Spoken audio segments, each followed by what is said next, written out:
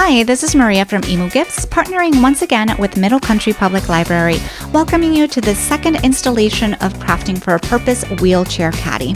The video you're about to watch is for Wheelchair Caddy Style B. It is a compact caddy with 2 pocket panels. To watch our first video about Style A, follow the link in the video description below.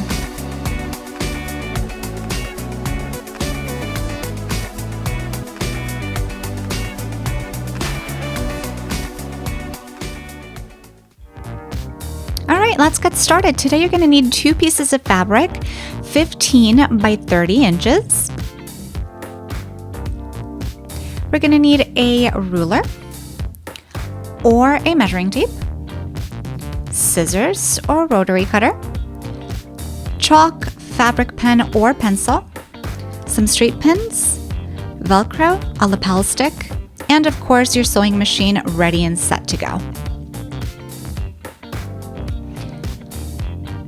Alrighty, so let's get started. Alright, so we're going to start with putting our fabrics right sides together. So as you know, right sides together just means that the more vibrant sides of your fabric are going to face each other. So we're going to go ahead and do that and line up our edges as best as possible. So it doesn't have to be perfect, just do the best you can. And then once you are lined up and ready to go, just smooth out your fabric and pin in place.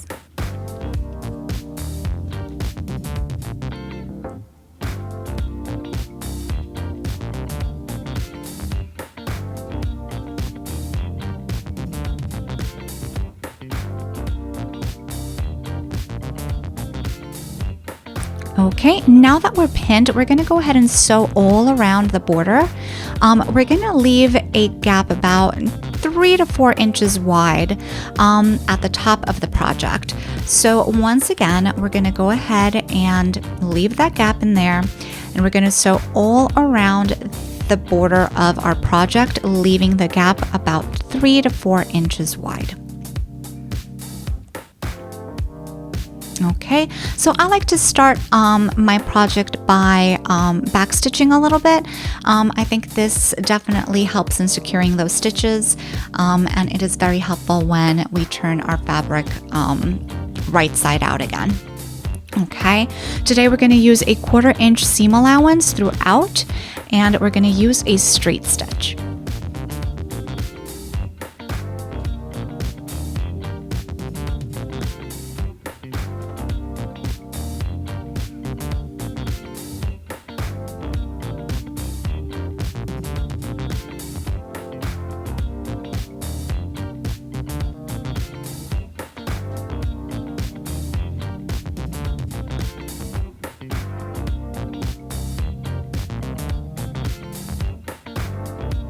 Okay, so as you can see here, my fabrics aren't really matching. And that's just because one is wider than the other. Don't worry about that. Any type of excess fabric that we wind up with, we're going to trim. Just stay about a 1/4 inch from the shortest fabric. That way you ensure that both fabrics are being sewn through evenly, and then you're going to wind up with an even product.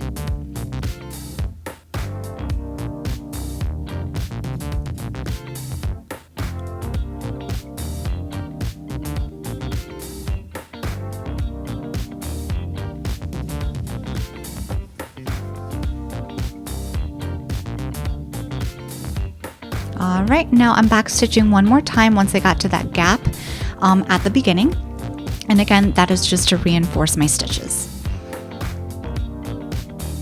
All right, so now we're heading back to our mat, and we're gonna take out the pins that we put in at the beginning. And we're gonna make sure that, you know, everything's nice and neat, everything was sewn through. And as you can see, I have a lot of excess fabric. So what I'm gonna do is I'm just gonna use my scissors to trim the fabric. Now, one tip that I can give you right now is try to stay as close as you can to the stitches without being too close to the stitches. And I know that's tricky just because you don't want to accidentally cut through any of the stitching, but you also don't want to be too close where you might end up fraying some of the fabric and then causing a hole to be in your project. So, you know, just kind of eyeball it, use your judgment on that, and you know, go ahead and do that. You can use your scissors or you can use your rotary cutter, whatever your preference is. Now, when you get to the corners, as you just saw, I kind of clipped my corners diagonally, and I'll show you this once again.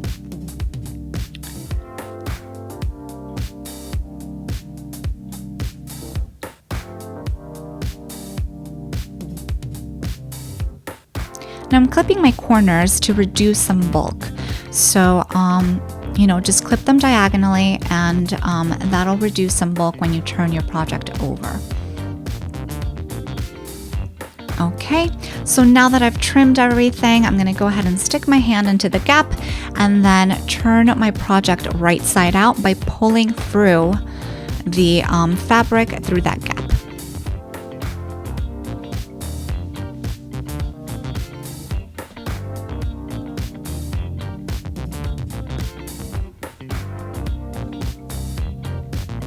Getting to the corners, and you can use your fingers or you can use the back of the pencil or a back of a pen, whatever you'd like, except anything sharp, of course. We don't want to create any holes in the fabric or hurt yourself. So now we're going to go ahead and smooth everything out by pressing. So now that we're pressing, you can go ahead and, you know, just make sure everything's nice and smooth. This is gonna just create a very nice, neat project. You're gonna really appreciate it with the borders pressed. Now, once you get to where your gap is, you're gonna go ahead and tuck those raw edges in, and you're gonna press over them. This is not only gonna make this a neat product, but it's going to go ahead and help you when you stitch over it. Okay, so go ahead and do that, and then continue pressing through your project.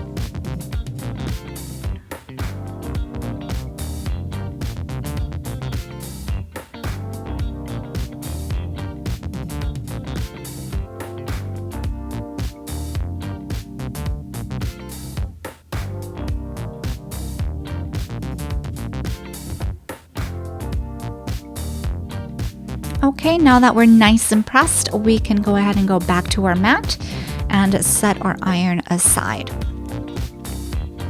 Okay, so now we have our fabric. You see our gap over here, and what we're gonna do is we're gonna lay our fabric vertically.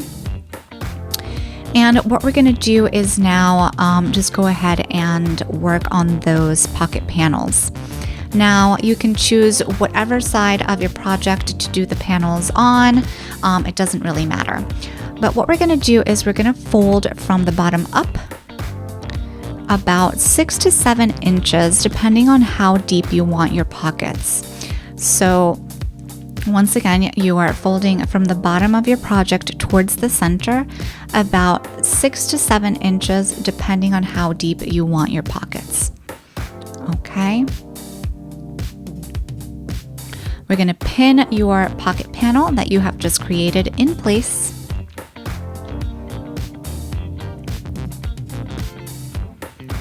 And we're going to do the same thing for the top. So we fold from the top down towards the center, about 6 to 7 inches, depending on how deep you want your pockets. And this is going to create your second pocket panel.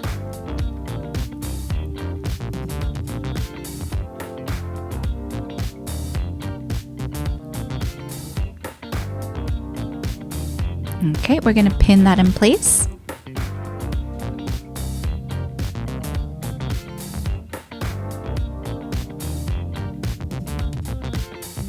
And this is what it's going to look like when it is done. Okay, your Velcro is going to go right there in the back, and it'll secure itself from the bottom corners. Okay, so now we're going to go ahead and prepare to secure our Velcro pieces. You're going to need 2 pieces of Velcro, 3 inches long, so 2 pieces of 3-inch Velcro. Okay, and we're going to measure 1 inch from the top and 1 inch from the side. Okay, so you can go ahead and separate your Velcro, of course, before doing anything. And I'm gonna use my lapel stick. Now, I like to use the lapel stick over the straight pins. If you don't have a lapel stick, go ahead and use just a regular glue stick. But I do like to use these types of sticks to do the Velcro, just because I feel the straight pins kind of bunch up the Velcro a little bit. So, you know, the lapel stick or the glue stick is very easy to apply and just very easy to readjust if needed. So now I'm going to go ahead and, you know, place my Velcro where I want it, which is 1 inch from the top and 1 inch from the side. And I'm going to do the same thing for the other side. Okay, and now we're going to go ahead to the bottom and we're going to do essentially the same thing. We're going to do 1 inch from the bottom and 1 inch from the side.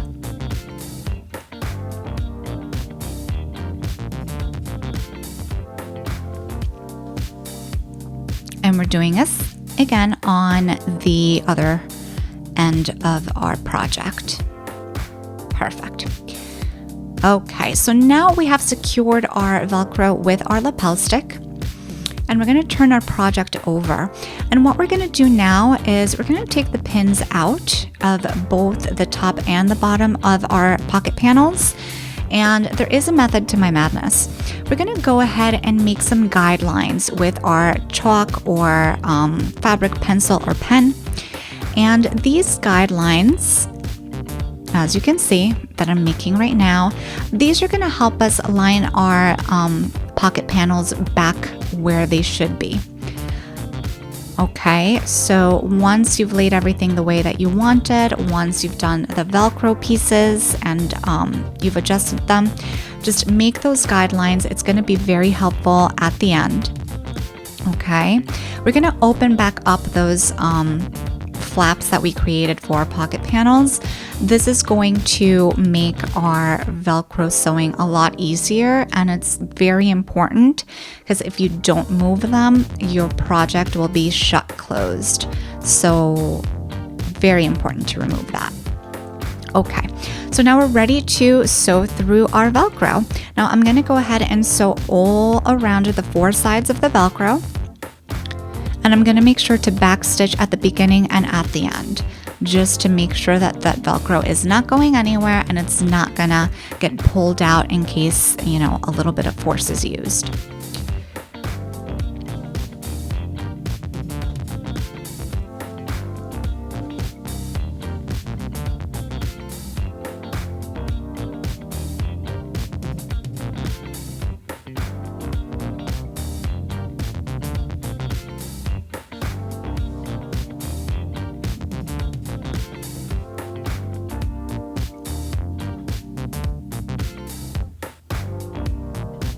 Okay, so right there I am back stitching at the end, and I'm going to go ahead and do that same thing to the other Velcro.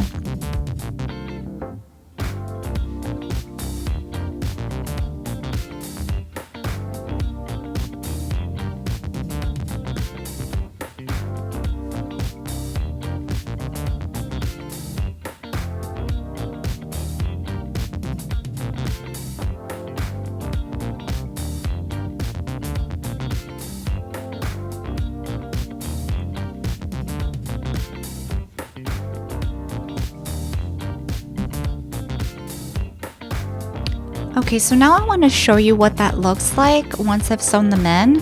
As you can see, it just looks like nice even rectangles, and you're going to just cut away any of the threads that are left, you know, loose. And we're going to do the same exact thing for the other 2 remaining pieces of Velcro.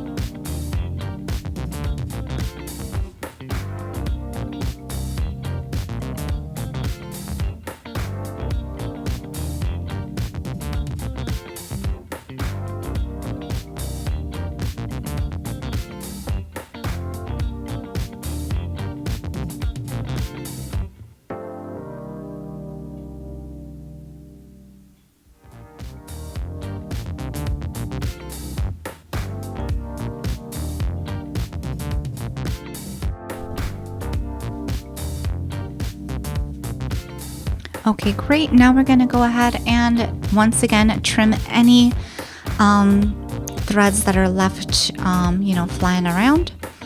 And now we're going to go back and see the gap up here. We're going to make sure that we close that gap by sewing all around the project. So we're going to do an edge stitch, which is a stitch as close to the edge of the project as possible.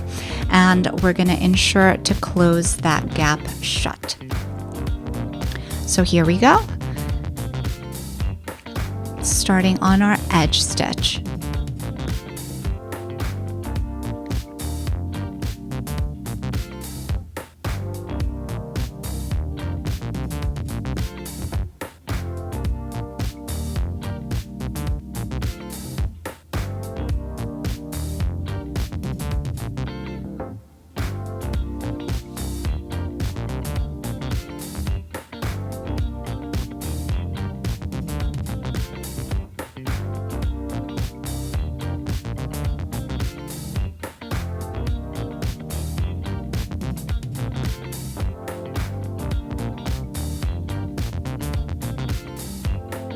Okay, our gap has been closed, and we can just continue on sewing around the project.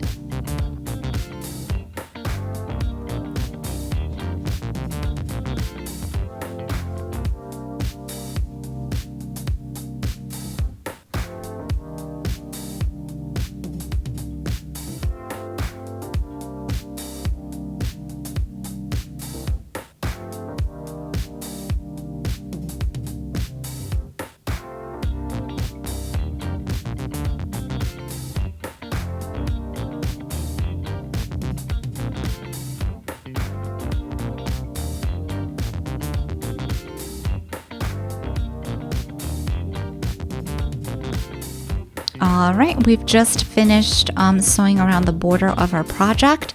And now what we're going to do is go back to our guidelines, and we're going to fold our project back to where those pocket panels were. So matching up our fabric to the guidelines, I'm going to go ahead and create our pocket panels. So one thing to take away from this is that sometimes our borders or our edges don't meet. So we're just going to go ahead and clean that up by just aligning them as best as possible and then pinning in place. So when you do that, you're going to see that your fabric is going to kind of bubble up in the middle.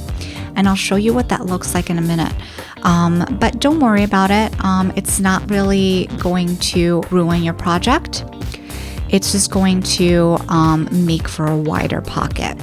So I'm gonna make sure that, again, all my edges are matching up. Everything's aligned the way I want it to be. I'm pinning it in place. So see how it bubbles right there? Okay, don't worry about that. That's gonna make for a wider pocket at the end. So it's just going to give you a little bit more room for something that would be a little bit bulkier than, whatever else you might be putting in there.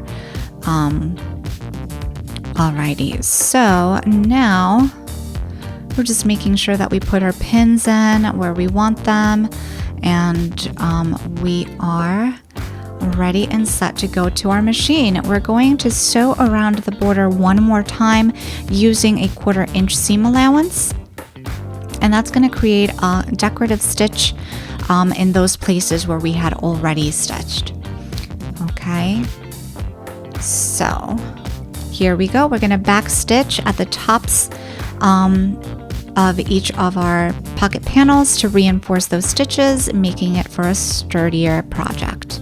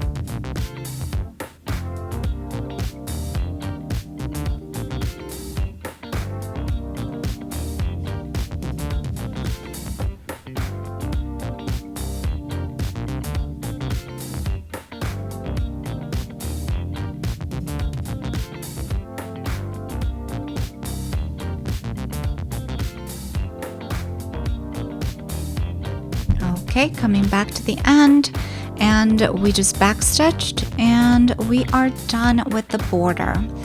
Now, what we want to do at this point is take out our straight pins,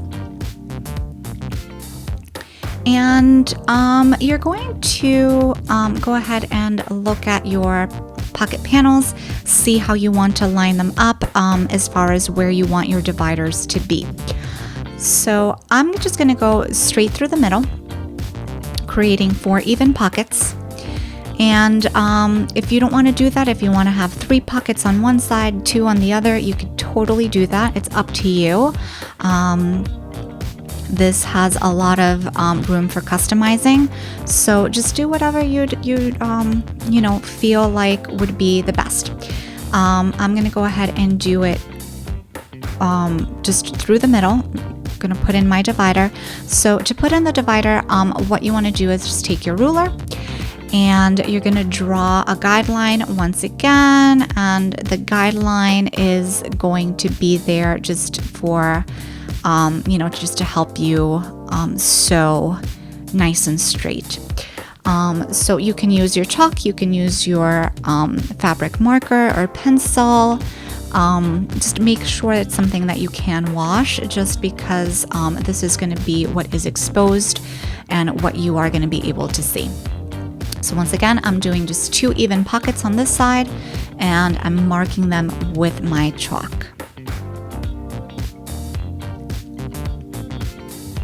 Wonderful. So now I am going to go ahead and sew, and I'm going to sew from the bottom of the pocket panel up.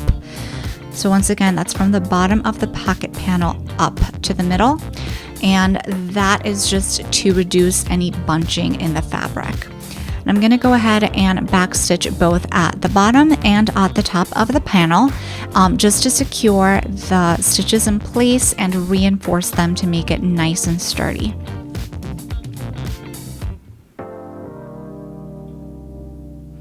Okay, see, I am backstitching once again at the top, and I'm going to do this again for the other side. Okay, so I went ahead and kind of skipped to my end product just to, go ahead and spare you extra sewing footage, but this is what it looks like. So on one side where it was a little bit bubbly, it's a little bit roomier. And on the other side, it's just, a regular pocket. So this is what it looks like. Okay, and when you open it up, you're just going to see that, you have your 2 pocket panels on each side, and you have your velcro in the back. Okay, beautiful. So this is our end product, and that is style B. Okay, so right now I do want to show you the different types of caddies that we can make with the 2 videos provided. So this style right here is style A, and this style only has 1 front pocket panel, and then it has the back closure. So as you can see, we are kind of limited on how many pockets we can install in this particular caddy. Now, if you want more pockets, you can use style B, which is the one we just finished right now. Now, this one has a front and a back pocket panel, allowing for more dividers to be put in and therefore more pockets to be installed. Now, this big guy right here that I'm showing you was actually created using the same instructions as Caddy style B. The only difference is that we used a lot more fabric. This was created using about 1.5 yards of fabric, and they're just created longer pockets, deeper pockets, in order to accommodate anything that might not be otherwise able to fit in the other caddies. Okay, so thank you so much for joining me in part 2 of Crafting for a Purpose Wheelchair Caddy Style B. To check out our first video featuring Caddy Style A, follow the link in the video description below. And don't forget to follow Middle Country Public Library on social media like Facebook and Instagram for more projects like this one. Thank you again, and have a great day.